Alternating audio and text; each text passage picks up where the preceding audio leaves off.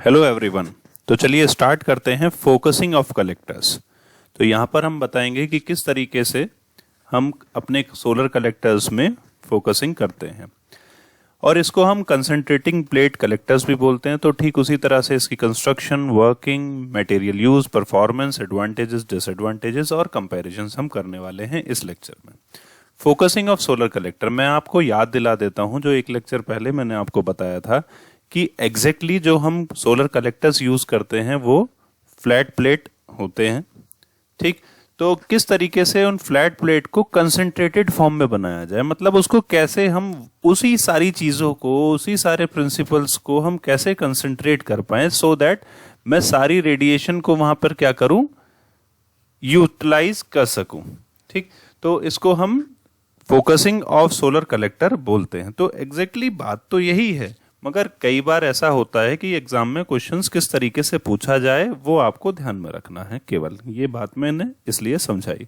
तो टाइप्स हमारे flat plates या कंसंट्रेटिंग प्लेट। अगर इस तरह से पूछा जाए तो ऐसे बता दीजिए, अगर फोकसिंग के लिए पूछा जाए तो इस वाले को एक्सप्लेन कर दीजिए। तो जिस तरह से हमारे नॉर्मल में insulated box, transparent cover, absorber plate, tubes, साथ ही साथ अब यहां पर क्या है कि रिफ्लेक्टर्स भी जुड़ जाएंगे। ठीक है, तो वही हम करने वाले हैं। ठीक, यहां पर इस एग्जांपल में आप देख सकते हैं तो किस तरीके से यहां रिफ्लेक्टर्स भी जुड़ गए हैं और एब्जॉर्बर यहां प्लेट्स यहां पर चली गई हैं।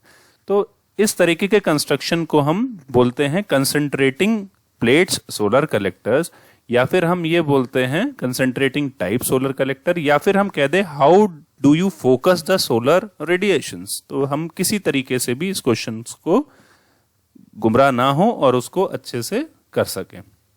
ठीक, तो चलिए स्टार्ट करते हैं हम फोकसिंग ऑफ कलेक्टर्स।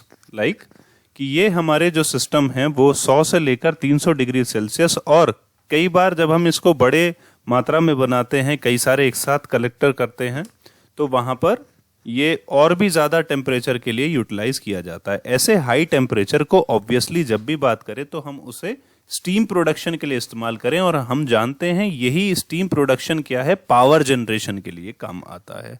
तो थर्मल पावर प्लांट जो हमारे कोल से इक्विप्ड होते हैं, वहां पर इस चीज से हम इनको रिप्लेस कर सकते हैं और हम रिन्यूएबल एनर्जी सोर्सेस की तरफ चले जा सकते हैं। बट डिपेंड करता है कि उसकी लोकेशन क्या है। जरूरी नहीं है हम सभी जगह इन पावर स्टेशंस को इंस्टॉल कर सकें, तो लोकेशन के हिसाब से हम इसको इंस्टॉल करते हैं। हम उसके अंदर मिरर्स और लेंसेस का इस्तेमाल करते हैं।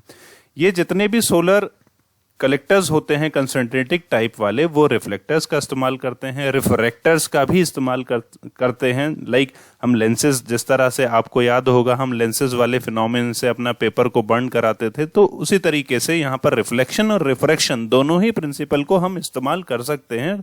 जरूरत है वो कि हम सोलर रेडिएशन को कंसंट्रेट कर पाएं। तो रिफ्लेक्टर्स नॉर्मली फ्लैट मिरर्स का भी इस्तेमाल करके, या पैराबोलिक ट्रो या फिर पैराबोलियल डिश का भी इस्तेमाल करके हम ये काम करते हैं। फोकसिंग ऑफ सोलर कलेक्टर, या मैं कहूं इन concentrating type solar collectors. So I hope you must be understand this point. So बात करते हैं एप्लीकेशंस की अपने सोलर कलेक्टर्स की। तो 250 डिग्री फ़ारेनहाइट या इससे भी ज़्यादा, कहीं अगर फ़ारेनहाइट से डिग्री सेल्सियस में जाएं तो 500 डिग्री सेल्सियस और उससे ज़्यादा भी टेम्परेचर रेज करने के लिए ये काम आता है, जो कि ट्रांसफ़र कर सकते हैं लिक्विड फॉर्म में या फिर गैसियस फॉर्म में। इस पावर को हम ट्रांसफ़र कर सकते हैं। मैं एक बात फिर से आपको याद दिला दूं, यहाँ पर स्टोरेज भी कर रहे हैं इलेक्ट्रिसिटी की तरह, और उसको ट्रांसफ़र भी कर रहे हैं। स्टोर कैसे कर रहे हैं, किसी को गर्म पानी, गर्म गैस के फॉर्म में, और उसको हम फर्दर यूटिलाइज कर रहे हैं। ठीक, तो जो भी इसके अंदर सामान यूज हो, लाइक रिफ्लेक्टर्स जो भी इसके अंदर यूज हो, उसकी रिफ्लेक्टिविटी ज़्यादा से ज़्यादा होनी चाहिए।